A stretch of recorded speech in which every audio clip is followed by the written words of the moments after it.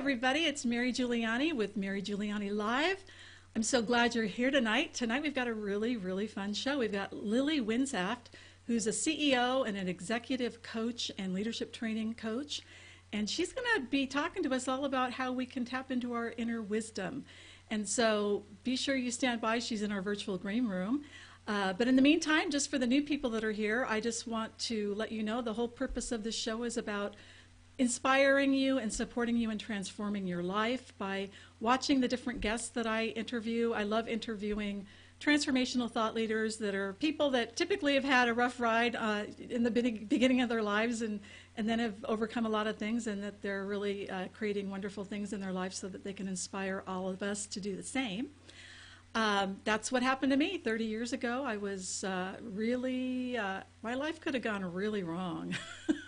But luckily, I got myself connected to some really powerful support groups, watched a lot of Oprah talk shows and different things like that, and read a lot of books, and here I am. So if you would like to be informed of the guests that I have coming up, be sure you get on my email list. If you just go right up to my website, marygiuliani.net, and there's a sign up on the email list button right up there. Just put in your name and email, and you'll get updates on the guests that are coming up, and also links to the video and audio version of the previous shows, as well as some inspirational blog posts.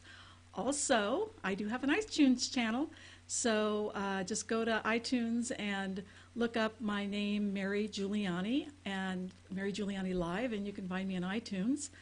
The other really cool thing about this show is that you can ask questions to Lily or me in real time through the chat.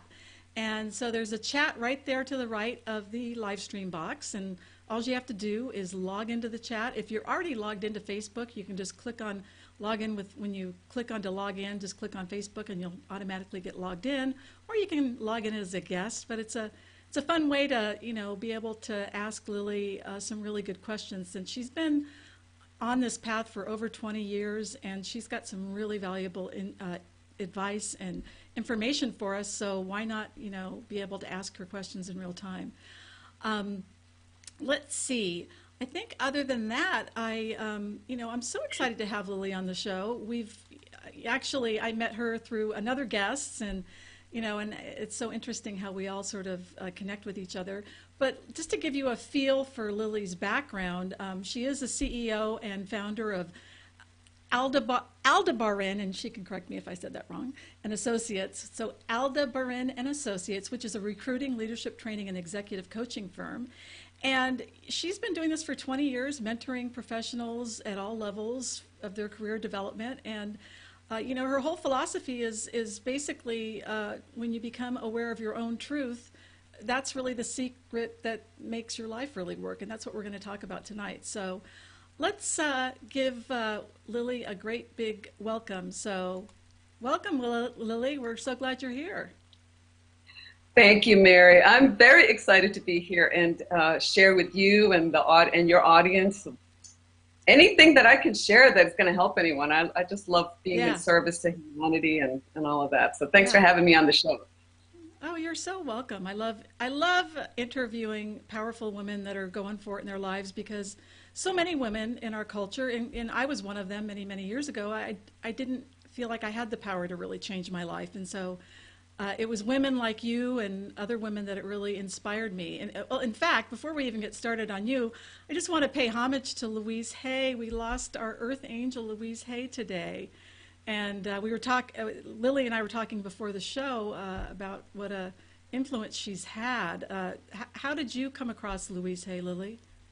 Oh wow, I couldn't even tell you how long ago it was, but I just always remember her being part of my life. But it must have been when I started on my spiritual path and started to look at the influence of emotions in our physical well-being and all of that. So I mean, her book is one of the books that I'm always referring to it and teaching people about how you have emotions stuck in different parts and what all that means. And I just absolutely adore her, and my heart is just filled with joy right now. I know she's in heaven, and she did her work here for us, and she was a great service to humanity. And you know, thank you, Louise, for everything that done for us. Yes. You've been such a Oh my huge God. influence.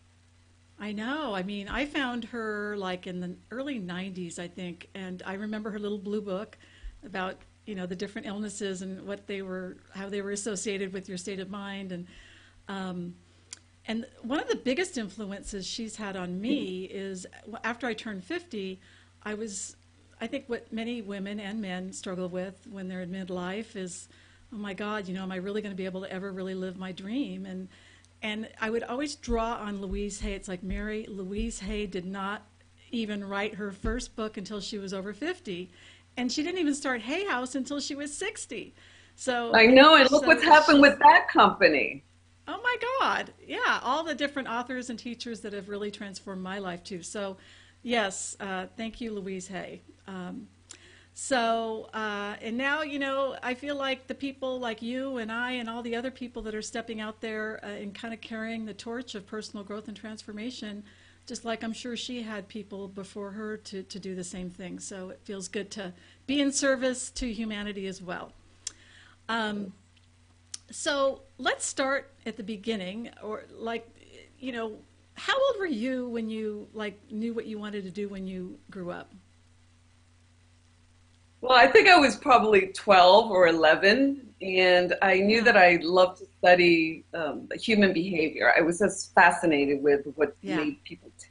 And I was brought up in Brooklyn, New York, and I remember Ah, walking when I was 12 years old. I would walk to the library and I would pick up these volumes, literally 3 inches thick of child psychology. That's what I really, at that oh age, I my God. loved child psychology. I wanted to know what caused every abnormality in child psychology. And I wanted it, yes, I was so fascinated with all of that information. And Yeah. I just would gobble up books at that age. And Oh that's what my led me to God. studying psychology.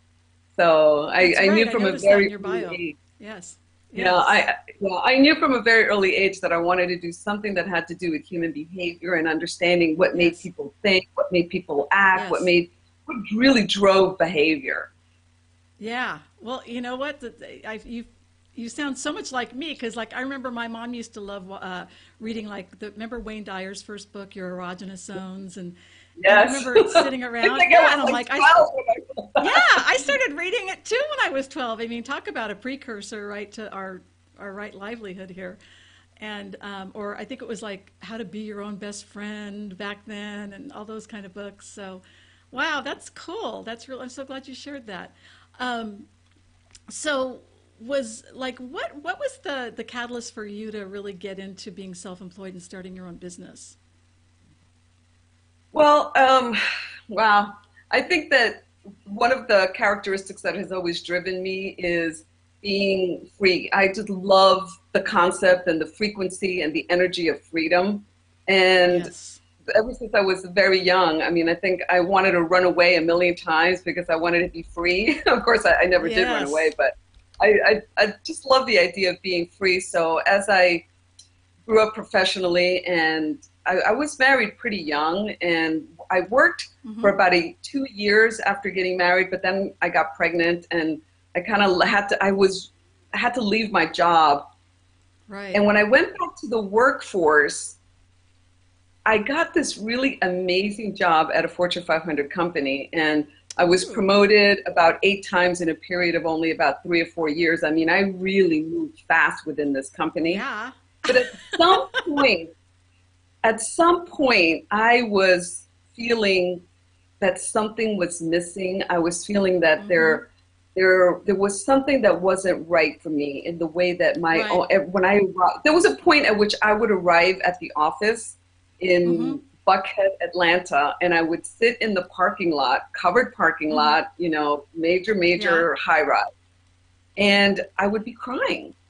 Literally Oh. tears would be coming out of my eyes, and I would have to redo my makeup. And Wow. it had to do with the pressure and the kind of like that hamster in a wheel thing that so Yeah, the many of rat us, race. Yeah. yeah, the rat race. And I was probably managing about a team of about 60 people through 13 direct reports. And I felt, I just, it Wow. didn't feel That's a right to lot. me. There was And things, you were yeah. in your 20s? I was in my early 30s. And Okay.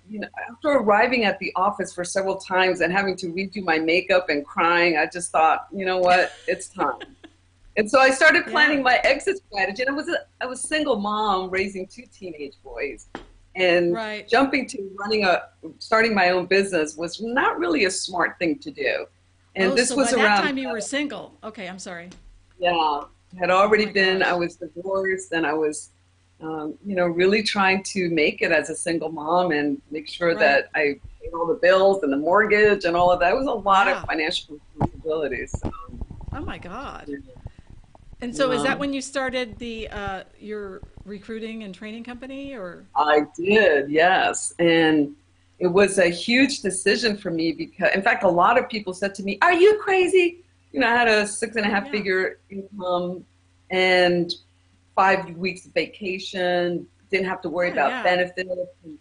And this all was happening around the time when 9/11 happened. And being Oh a my New gosh. Yorker, that really impacted me.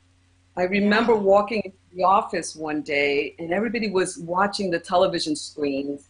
Right. And I walked by and what happened? What happened? And when I saw the airplanes hit the towers, Oh my God. that really impacted me. That whole incident made an impact on me in the sense that I realized that we're not guaranteed time. And if I'm Yeah. going to do something, I better do it now because I don't know if Right. I'm going to be here next year. I don't know if I'm going to be here tomorrow even.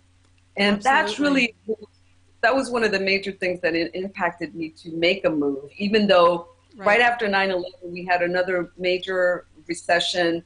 We had several Yeah. economic things that happened in that year that did Mm-hmm. not create an environment to start a company. It just was not the Right. environment for it. But I just thought if I don't do it, my spirit is going to die. So Yeah. it was I hear almost like you, I didn't have a sister. choice. Yeah. I'm Yeah. sorry? And well, I said I hear you, sister. I mean, it's like here you're making six and a half figure income, but you're crying in the parking lot before you're going into the job. So what's the point? You know what I mean? Like it's like if you're hating your life and not really liking it. Yeah. So as a woman entrepreneur and as a single mom, like, what would you say have been your biggest challenges? In terms of being just a woman in the business world and you know, an entrepreneur.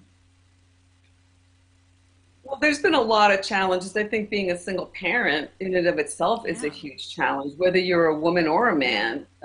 Being a Yeah. single parent, because you take on all the responsibility of raising your children, and especially if you don't have a whole lot of support, then you can take on the responsibility of your children before you think about yourself. And so Oh my that's a God. huge Yes. challenge. But then the other thing too is, of course, a double standard, which we like to think that women have overcome a lot of those double standards, but in Mm-hmm. reality, we are still limiting ourselves through the proverbial glass ceiling and Mm-hmm. this idea of having to balance our life. And I really learned very early on that balancing was not going to work. When Okay. you're trying to balance your life, Yes. it's kind of like a juggling act and something ends up falling down. And Right. so I learned early on that what really mattered was more bringing harmony into my life. And I did begin Ah. to understand that taking care of myself was more important than even taking care of my children, because if I couldn't take care of myself first, then I wouldn't Right. have the energy and I wouldn't have the stamina and I wouldn't have the vitality that I needed to take care of Yeah. my family.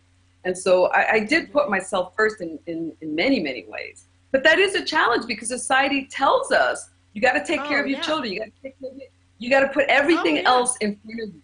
And for So how women, did you talked about that earlier. Yeah. So so how did that's a you overcome the social pressure of, I mean, I'm sure that you had some people sort of raise their eyebrows about you putting yourself first. How did you deal with that and, uh, navigate through that and not cave into social expectations? yeah. It was hard. I in sometimes I had the attitude of I don't care what you say. I'm going to do what I know is right in my heart. But then sometimes I would feel guilty about it. You know, I would think, well, am I Mm-hmm. making the right Mm-hmm. decision? Am I Mm-hmm. really on the right path here? Should I listen? Because Mm-hmm. people did say to me, are you crazy? How can you leave the security of the job that you have? You have such a secure future with this job. How can you give that Yes. up and take the risk? You know, so Yes. but I knew that I had to follow my heart. So it was an up and down battle for me. And Oh, I bet. I spent a lot of time in meditation. I spent a lot of time really checking in with myself, because Yes.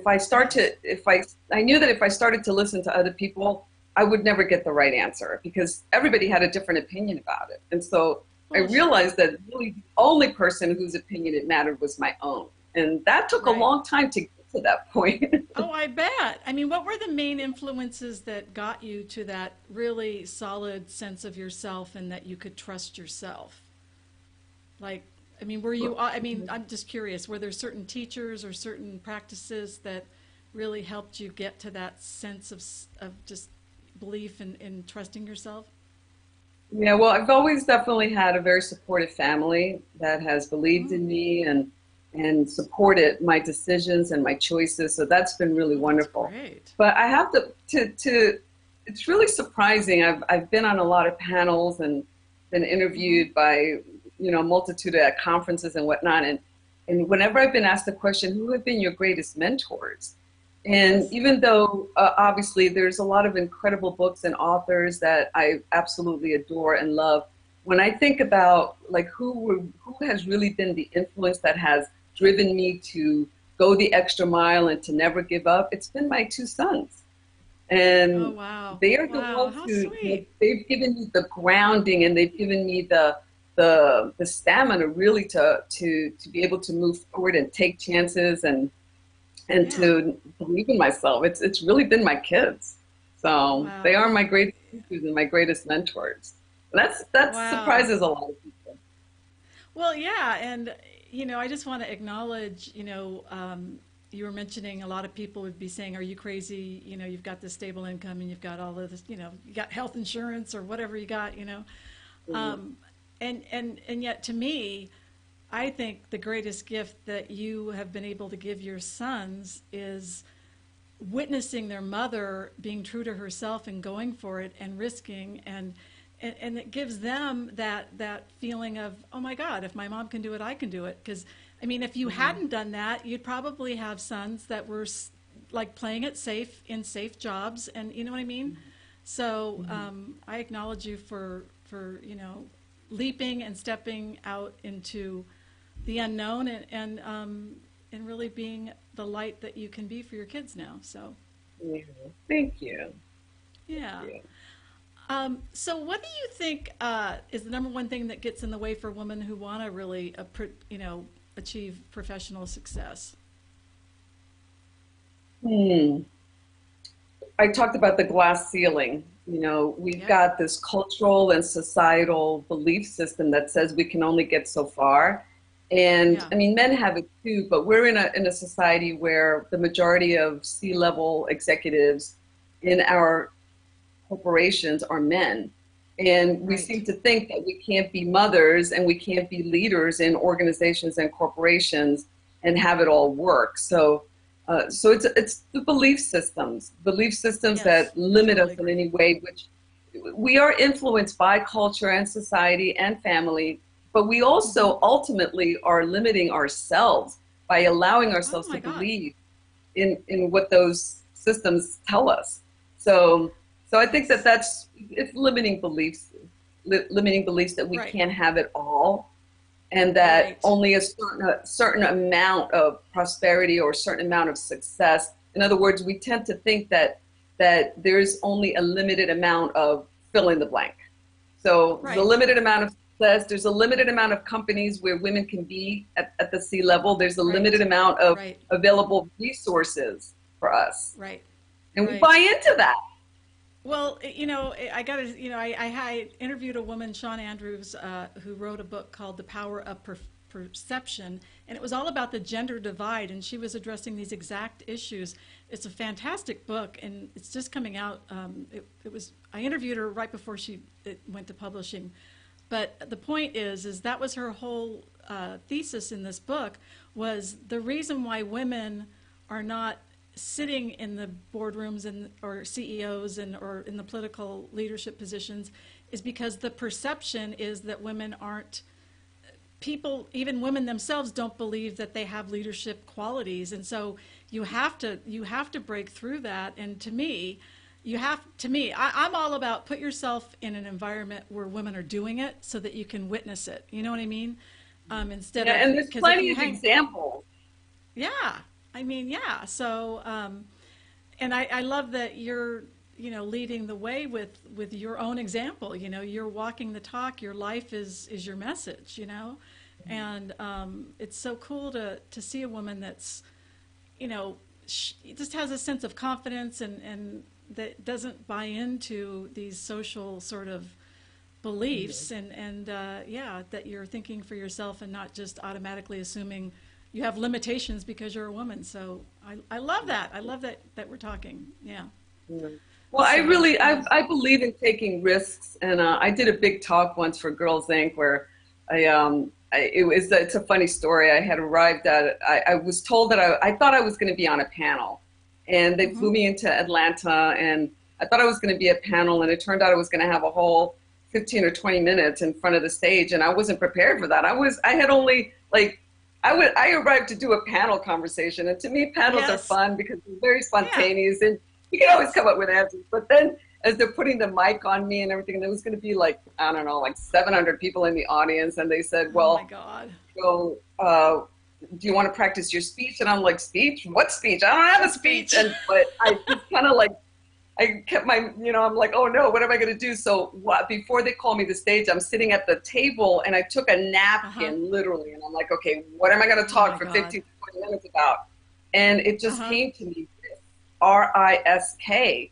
And I started talking about the power of risk. And I created this whole thing about, R is for responsibility and I is for integrity and, S. So, and I created this whole speech about how important risk is in our lives and how often we don't take enough risk because of fear. We're so scared that if we make a mistake, it's going to be the end of the world, So I think that risk is something that we all need to embrace more and be willing to step out. I almost drowned when I was 19 years old because I joined the scuba club and I didn't know how to swim, but that's where all the cute guys were. So I thought, all right, I'm going to join the scuba club. Oh my God. And on our first time trip, I jumped in the water because I was too ashamed to tell anyone that I didn't know how to swim, and I almost drowned.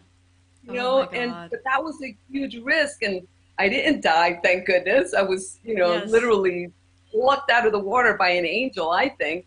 But the big lesson for me was go for it. I mean, I don't recommend people jumping off boats in the middle of the ocean when they don't know how to swim, but it's like an analogy. It's like a reflection of the way we live our lives. We don't take enough chances in our life and be out there in the world, having the experiences and really tasting the deliciousness of the life that we're here for. I so agree with you. And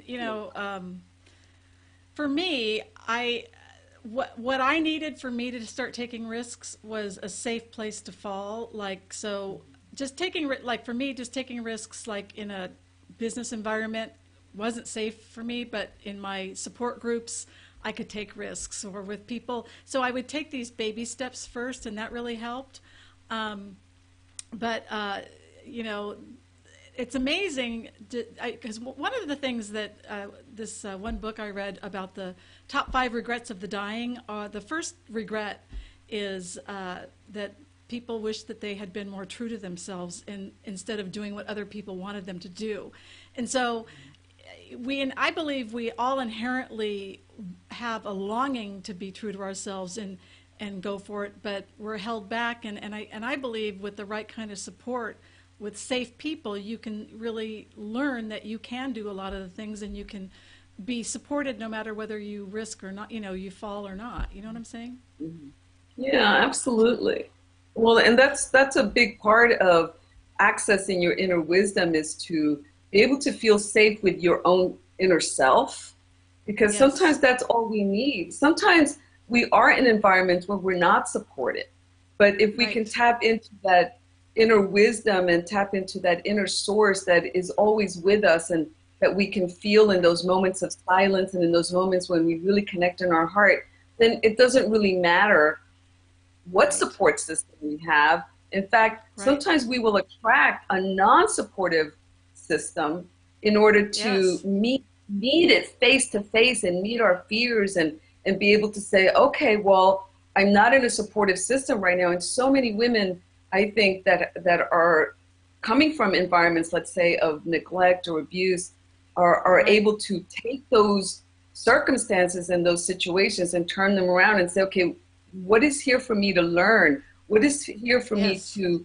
build for myself as courage? Or what's the virtue that I'm wanting to gain by putting myself in this situation? And that's really taking full responsibility for everything in our lives, which is the first thing that allows us to take those risks, and when we can be 100% responsible in the choices that we're making, and know that really everything that's happening to us is about that we've made a choice, whether we realize it or not.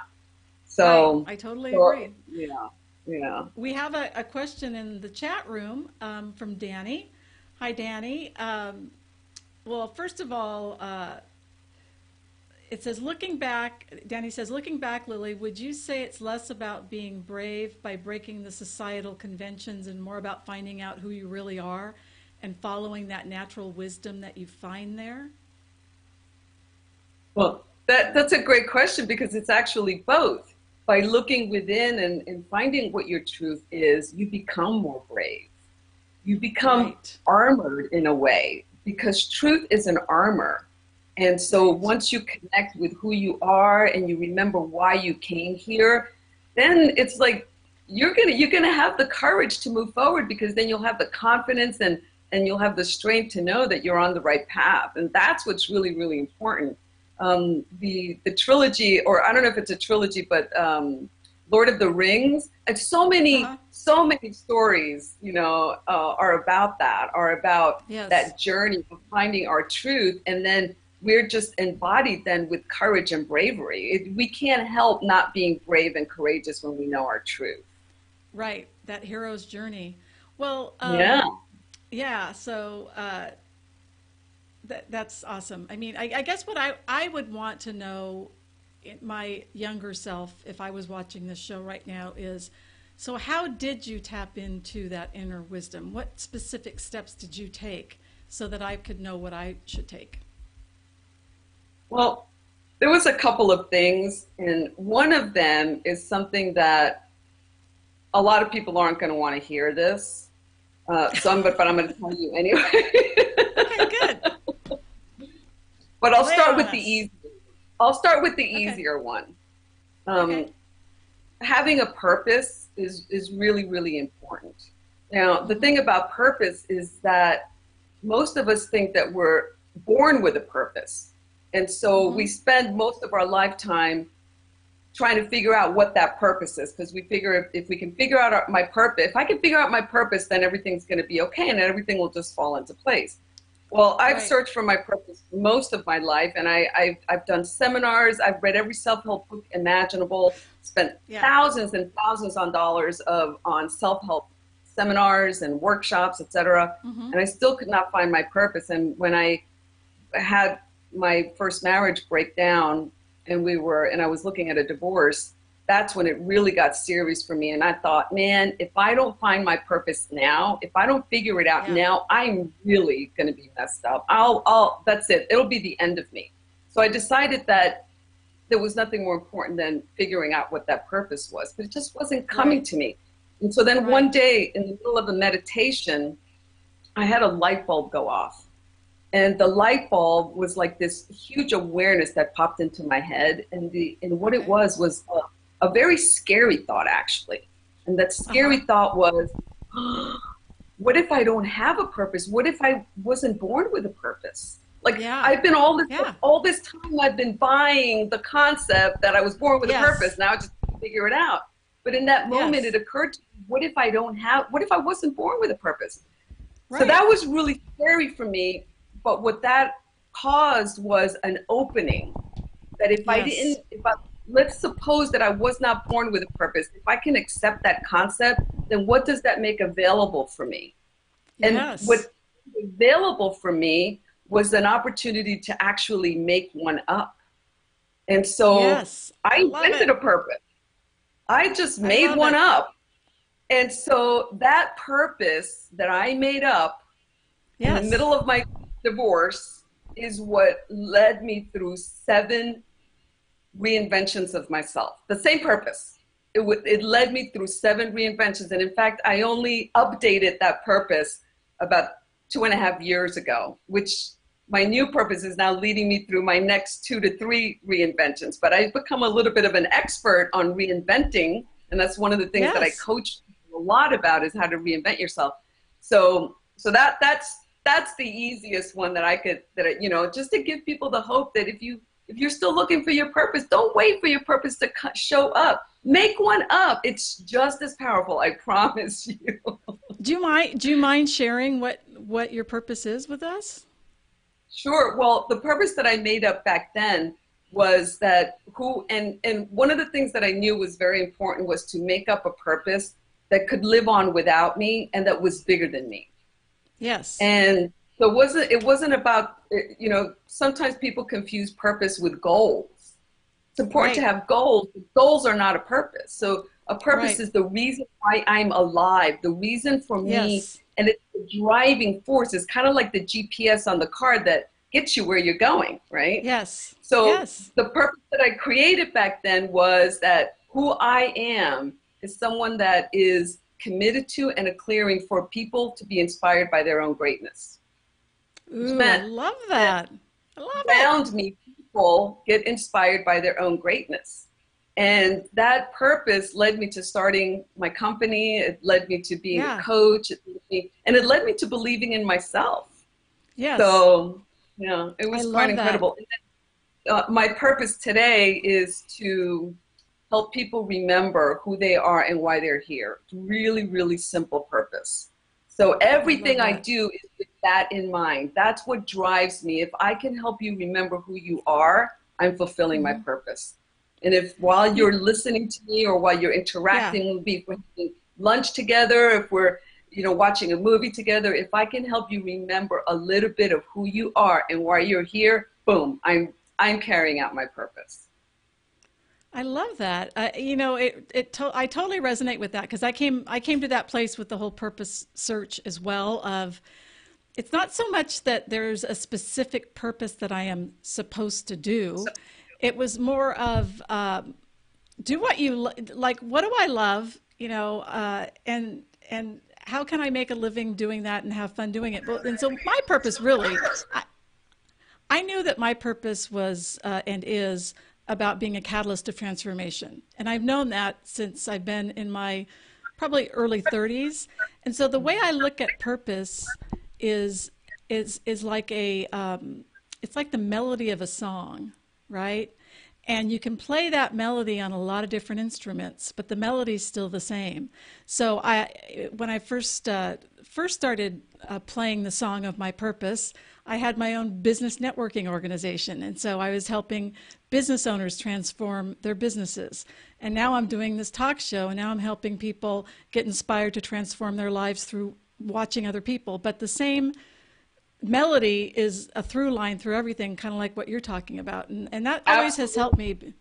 Yeah, it's a nice metaphor. And what was I going to ask you? Um, so, well, let me just get to my next question here.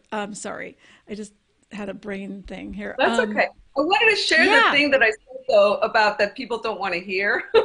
yes, please. Because I think that's really interesting. One of my favorite mottos, and I don't remember where I heard some big speaker once say, you got to have a mantra that you have, Okay, like, say over and over to yourself, and you just kind of right. let that mantra guide you. Well, the mantra that I invented a long time ago was "fake it till you make it," and a lot of Okay, people really struggle with the "fake it till you make it" because they think that there's yeah, some inauthentic thing about it. That's why I'm saying, people don't want to. A lot of times, people don't want to hear that yeah, "fake it till you make it," But it Right. really has served me well. I view fake it till you make it like, because sometimes we don't know what we're capable of doing until we actually do it. And Oh, absolutely. if we allow ourselves to be guided more from a place of fear or uncertainty, then we're never going to sometimes do those things that are driving us and that really are pushing Right. us to be bigger than what we think. So faking it till you make it is a way to pretend that you already are something that you know you could be, but that you're not sure how you're going to get there. And so Right. that has served me. That's how I got 8 promotions at the company that I was telling you about. 8 promotions in less than 4 years. It was all Right. faking it till I made it. I would walk into a role and I would just literally say to myself, I'm going to start being that role that I want to be promoted into. And I just would start acting like I was already that Yeah. person and title. And that's how And I've done dressing so like it and just embodying the essence of it. I mean, that is so lined up with the law of attraction. I mean, it's, as you I'm sure are familiar with, it's like, when we get clear about our intention and we become the energy of that intention, things manifest because the universe responds. And yes. and I think the fake it till you make it can come across like inauthentic, but I believe it's really more about holding an intention and then lining up your energy with it. Like a lot of times I've heard people talk about saying things like, well, how would Oprah approach this situation? Or, you know what I mean? Just like you can tap into the energies of all kinds of people that may have taken a little bit more ground than you in terms of their whatever their professional lives or their personal development lives and yeah, I mean, for me, a sense of self mastery has been really important to me, and that's actually one of the top 3 goals. I did a show about the top 3 goals that are proven to create true happiness, and one of them is self mastery. And so you have to develop skills, and you have to learn things and risk and basically suck at something at first until you get better at it. Well, Like haven't you seen people that look like they're all together? Like, especially like if you yeah, see people on stage and they look like they're all together. But I've yeah, spoken with people that looked all together on stage and then they came off the stage and I had a conversation with them and they said, oh my God, I was so nervous. I didn't know what I was saying. I didn't know what I was talking about. I was so yeah, scared. I could barely look at the audience. And I'm like, well, you look like you had it all together. And they're like, I was yeah. faking it. I'm like, okay, so it works. Exactly. And like, I know I got into sales and marketing when I was like in my early 30s. And it was actually getting into sales, I think, is one of the best seminars in town as far as personal growth goes, because you do have to learn how to present, communicate, be rejected. You have to perform under quotas and deadlines, and I cried my way through my first 2 years in sales. I did, not in front of clients, but with my partners. Totally, it would be like, oh my God, because I mean, it brought up all of my insecurities, and I would personalize it when people wouldn't say yes. And anyway, but the point is that. One of the things I've learned in my own personal growth in the 12-step groups that I used to do a long time ago is when you walk through your fears, you don't have to have them anymore. And that was always really good. And also just suit up and show up. Just show up and just show up for the interview, show up for the speaking engagement, show up for the whatever. Just get your body there and do it. And so, yeah, yeah. So You're I much totally agree. gentler than me. You're much gentler than me. I would say, shut up and show up. Yeah, I used to be a little bit more the kind of the tough love, or I don't know if you want to even call it that, but yeah. But so what do you think? What is the scariest thing you've ever done professionally? Would you say it was that speaking engagement that was kind of thrown at you at the last minute, or what have you Oh done that's no, been? that was a piece of cake compared to the scariest thing I've done. So, what was the scariest thing you've ever done professionally? Stand-up Unless you comedy. want to share personally. I trained to do stand-up comedy, and that was absolutely the scariest thing that I have ever done in my entire life professionally. And Oh my God. so I took this little 6-week program, and it Yes. was designed to teach executives how to be funny so that they, so that they could have some sense of humor around hiring and Yeah. firing people. It was like, bring sense of humor into your world, Yeah. as an Yeah. executive That makes leader. sense.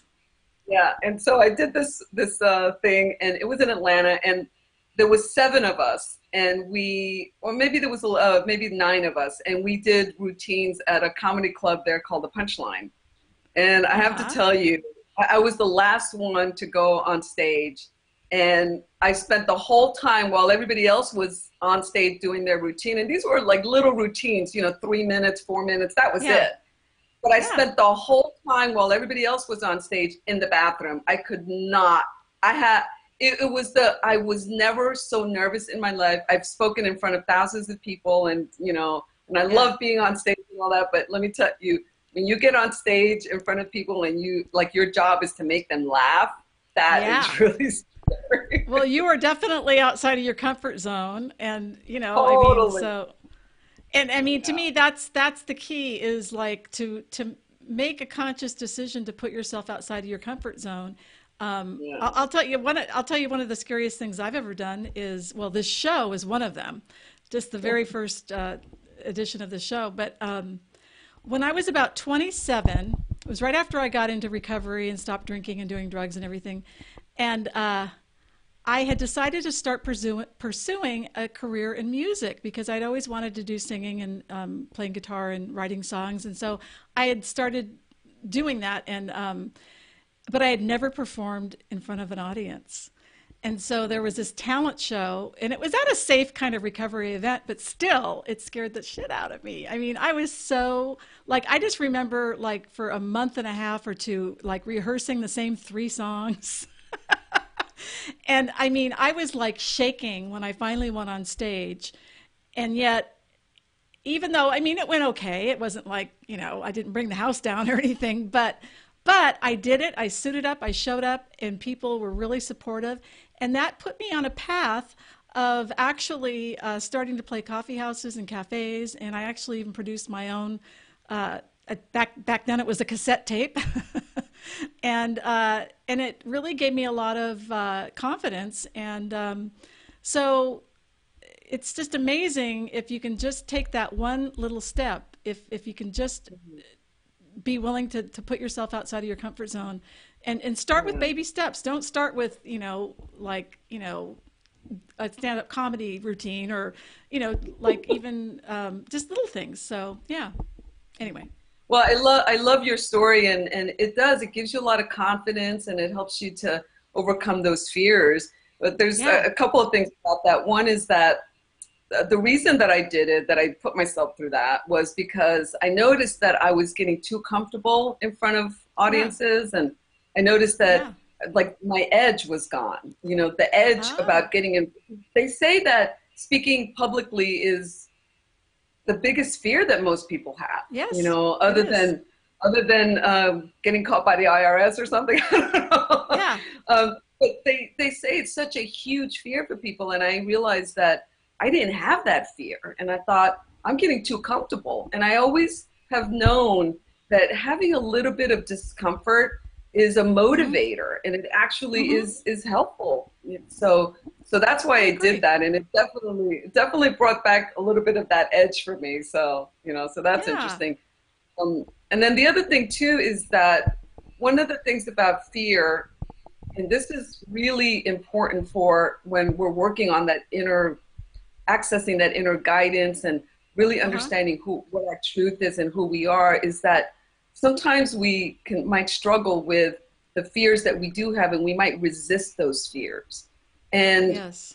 resistance itself is what keeps the fear in place. Right. So fear by itself is not a bad thing. In fact, Right. fear is a very useful thing in our life. It's what keeps us from putting our hand on a hot burner and burning our skin. Right. It's Totally. what keeps, yeah. So fear has a lot of really good benefits to it. And if you're going to take risks in life, you got to have some fear, or you will end up dead.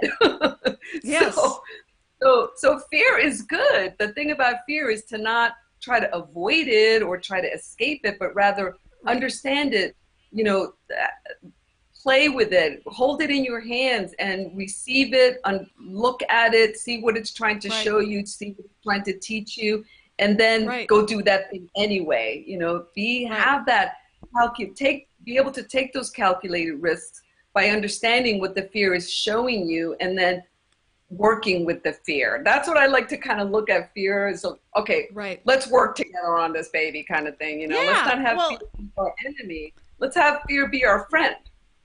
well, and I totally agree. It's like that's where I've also learned to.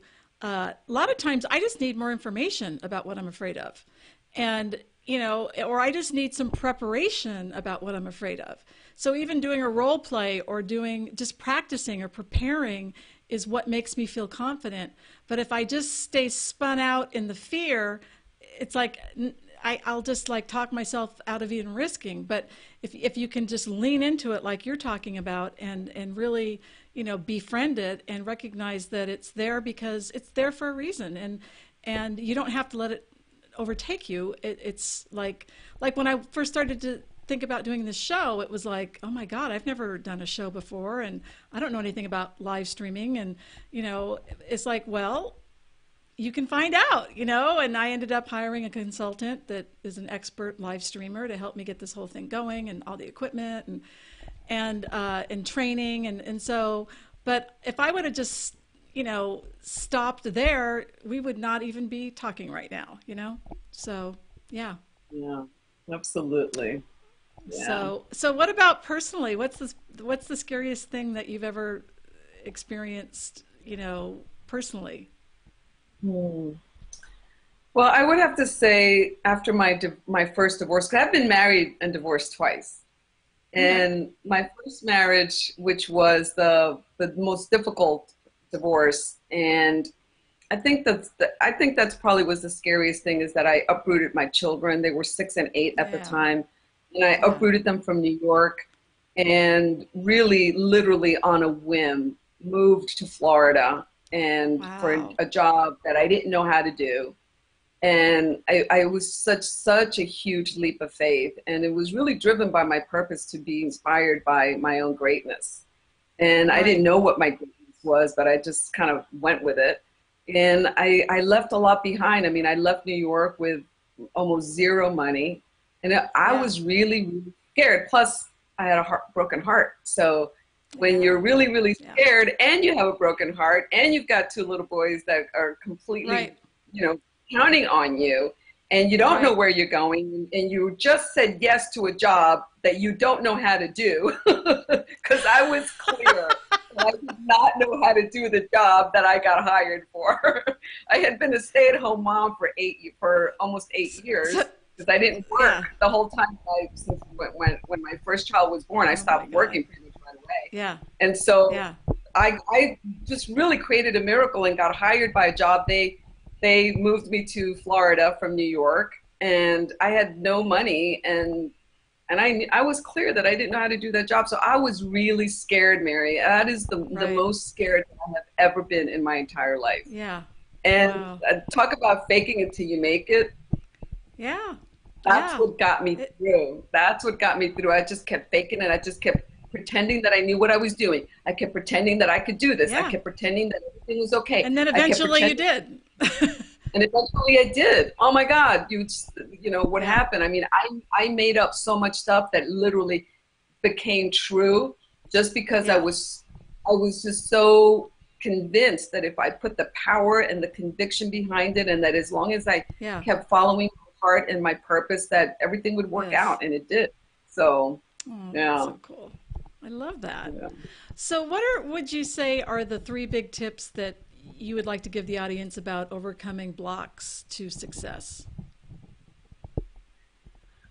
Oh, three biggest tips. Well, it's so difficult to just say three tips because they all kind of have like a little process to them. But I Right. guess if people would really start believing in themselves, the first thing is really to connect with your heart. They say most of us think that our brain is the intelligent organ in our bodies. But there's so much research that is coming out right now that is proving that in our heart, which has over 40,000 neurons, most people don't think of the heart as containing neurons, but the heart has over 40,000 neurons that are actively working on how to intelligently run the operation, so to speak. So if we listen to our heart more, we would have a greater understanding about the wisdom that connects us with a realm that is beyond the physical. If we're going to solve problems that are big problems, we need to access information that comes from a big place. So the heart is really the key. This is a great segue, because what you're sharing about is very, I think, related to what Danny has another question about. So do you mind if I share with you his question? Absolutely. So Danny says, shortened, is your program aimed at helping people become hugely successful according to their stated goals, such as building a business enterprise, or is your program aimed at helping people find their own true self, which may lead to people discovering they don't really need to become somebody after all? Are any of your clients simply ones that drop out of societal view and just live an ordinary life? So I guess when Danny is saying your program, he's talking about the things that I do, or well, your program? I guess maybe we haven't, no, your program. I think maybe we haven't been clear. I mean, because I know you have your recruiting business, but you also do some other more spiritually oriented types of work too, right?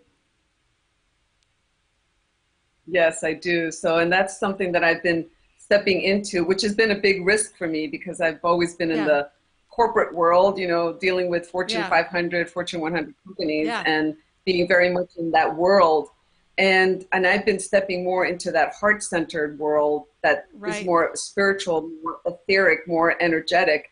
And so Danny, if I can understand your question a little bit, I don't think that. Sorry, don't mean to interrupt, but he just said, he just wanted to clarify. He just wants to know what your overall message is. Okay. So that helps. Well, my overall message is to pursue your inner truth and to connect with the wisdom that is innate to us all. And one of the ways to do that is through our heart-centeredness. Our brain tends to be more focused on knowledge and wisdom that comes from ego-centered or left brain technology, science, etc. And that's very, very useful. And we need that information. But if we are going to access the truth, I just really think that there's not a lot of truth in our physical environment, because I do feel that there's so much illusion around us. You know, the very fact that you see me as separate from you and I see you as separate from me is really an illusion, because we're all one.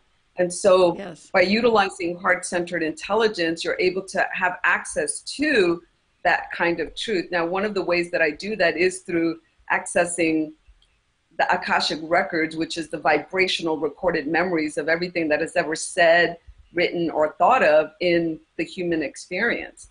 And we then can have access to past lives and experiences that we've had. So that is like really so on the right side, creative, heart-centered, you know, very etheric kind of information, as opposed to, let me coach you about what are the practical things that you can do to develop yourself as a leader in your company so that you can create in your company profitability through managing human capital. You know, we could talk all day long about how you're going to develop the human capital in your organization by human leading capital. Right? So there's all these aspects about business that are so important for us to be successful. But in my opinion, and from what I have seen working with executives and coaching people, is that the more we know about who we are, the more we can be successful in what we're doing, because then we're able to bring all the qualities of who we are, not just from an ego standpoint. If you look at across the nation, there are a lot of people in positions, and they got there because they were driven by their ego to succeed and to do better and to make more money and to have more power. And all of that will work. But as we are evolving as a human species, and as we are developing ourselves as a more of an enlightened humanity, we are no longer going to be satisfied with having big titles and big incomes and big jobs from ego-centered kinds of successes. So we're going to be more centered around what are we doing to bring humanity together, and how are we bringing love into the fold, and how are we helping each other to be more of who we are, ultimately to experience joy. So many of the executives that I have coached have big jobs and big income, and their personal lives are a mess. They're not happy in their family relationships. They don't have a personal life for the most part. So it's important to be able to bring a harmonious element to all of that. And the more centered we are with our own selves, the more we can do that within our companies. And I truly believe that my message is to bring enlightenment to corporations and show executives in corporations that we can live a heart-centered life and be profitable and be successful and lead in our world from that place, bringing humanity together versus separating humanity, which is what a lot of businesses are still doing. I love that. Thank you that's very clear. And it's so interesting when you started talking about all of this, it's like energetically, it just went, woo! You mentioned several times, and we're almost at the top of the hour, so I only have maybe a few more minutes on this, but that you would like to help people get in touch with who they really are. For people that aren't, like, how would you define what that means about helping people find out who they really are? Well, we're society and culture helps us to see ourselves because we see ourselves as a reflection in how we're told who we are, right? So from the time we're little. So there's a lot of roles that we have in our life. You know, we're a mother, we're a father, we're a parent, we're a son, we're a daughter, we're a sibling, whatever the case may be. And we identify with those roles. But really, who we are is not any of those roles. Those roles, it's as if we were actors and actresses, and if you saw your favorite actor in a movie, like intellectually, you know that the character that actor is playing is not that actor. Well, it's kind of like the same way in life. We are here playing a lot of roles like we're actors, but who we really are is not that character. We're really not that role. That's just the coat that we're putting on, or the script that we're putting on, that we can live whatever those roles are and, you know, have those experiences, because we're living those experiences to add on to the consciousness of humanity, to add on to the consciousness of source. Those experiences are really valuable, but it's not who we are. Who we are is a soul. Thank you. So who are we? Go ahead. So who we are is a being of light, a being of energy, a source of light that is embodied in a physical vehicle, let's say. And we are here to experience the many things that we're here to do. Some of that has to do with practicing creating. Many of us are here to practice being a creator. You know, when an artist sits in front of a sculpture, they don't sculpt the masterpiece the first time they sit in front of that clay. And that's kind of like what we're here to do. We're here to practice being a masterful artist, and we're taking lifetimes to do that in different roles and experiences to move through that. I love that. And Danny says, beautiful Lily. That was just beautifully said. Well, I would love to talk to you for another hour, but we are at the top of the hour, so we need to get going here. How can people reach you, Lily, and how can people work with you? I have a website. It's www.lilywinsap.com. And I'm happy that my phone number is on there, and I do courses. One of the things that I'm working on that I'm really excited about is helping people to access their own information through dream work. So a lot of exciting stuff that's going on, and you can have access to that on my website. Well, Lily, this has been such a pleasure. Thank you so much for coming on. It's so neat to see the balance of a powerful entrepreneur and a powerful spiritual leader. So thank you for bringing that together for us. Okay. Thank you for having me, Mary. It's been so much fun. Okay. Bye. Bye. All right. Lily Winsap. That was awesome. That was so cool. Like I said, I love how Lily balances the physical world business stuff with the spiritual world non-physical stuff. It's a beautiful blend. I got a couple of announcements and we're going to wrap up. I'd always do a coaching challenge, and so tonight, since the topic was about really tapping into your own truth, I want to challenge you guys to take one action toward getting clear about what your truth is, or if you already know what your truth is, and this could be in different levels of your life, like in your relationship, your career. Just look at one area that you would like to move forward in terms of being true to yourself. And what's one action you can take toward either getting clear about what it is in that area, or if you know what it is, about moving that forward. Because the bottom line is we can get clear all day long, but if we don't take any action, nothing's going to happen. And so write it down, put it somewhere where you'll actually do it, put it on a calendar on a date so you'll actually do it by a when date, and let me know how it goes. We always love to know how you are doing it, being true to yourself and having a commitment to taking action on things that you're true to yourself about. I do also want to mention I am a coach, and I do two types of coaching. I do Live Your Highest Calling coaching. So if you're a woman in midlife, I love working with women that are at a place where they're ready to take their gift and share it with the world, or get clear about exactly what the gift is, or how to share it with the world, or how to transition from a corporate job. Or bottom line is, if you feel like you're not getting the traction you need to get, like I know I felt that way for many years, I can help you. I've been up the mountain, and I can help you climb the mountain too. I am a very good guide for that. So just go up to my website, marygiuliani.net, to the coaching page, and send me an email, and I'll talk to you. I do a free strategy session. Also, I am a live streaming coach. So if you would, or I'm actually a producer too. So if you're not a tech person, but you'd love to take advantage of reaching a global audience through live streaming or through a webinar, I can actually produce your show for you. So all you have to do is show up, and I will help you get your message out there. I think that's it for my stuff. Well, if you want to check that out, again, go up to the website, and under the coaching section, there's a live streaming, and you can look that up as well, and let me know if you'd like to chat about that.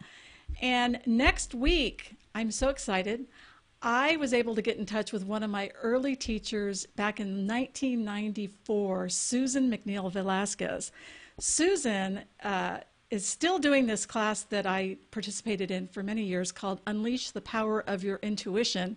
And she's actually the author of Beyond the Intellect, Journey into the Wisdom of Your Intuitive Mind. And I'm so excited to have her because her mentoring and message still lives in my head from 25 years ago. And she's just a beautiful spirit and has such a powerful message about really tapping into our intuition. So make sure you join us for Susan McNeil Velasquez.